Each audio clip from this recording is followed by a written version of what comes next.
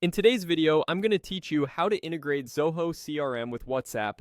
By the end, you'll have the official WhatsApp extension installed inside Zoho CRM so your team can manage conversations right where your leads and deals live.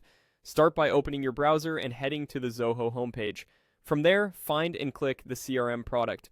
On the CRM landing page, choose Access Zoho CRM. If you're not already signed in, log in with your Zoho account and select the right organization.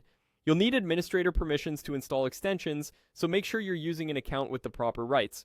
Once you're inside Zoho CRM, look to the top right corner and open the Marketplace. This is where you can browse and add extensions that enhance CRM functionality.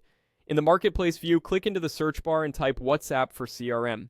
Give it a second to load results, then select the WhatsApp extension from the list to open its details page. Here, you can review what the extension does, the permissions it needs, and user reviews. When you're ready, click Install.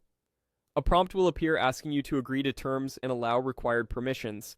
Check the two small boxes to acknowledge the conditions, then click Install to proceed. You may see an additional confirmation page. This is normal for Marketplace installations. Again, check the two small boxes to accept the terms and scopes shown, and then click Continue to install. Next, you'll be asked who should get access. Choose Install for all users to roll it out across your CRM, or if you prefer to limit access, you can adjust this later in permissions. For this tutorial, select Install for all users.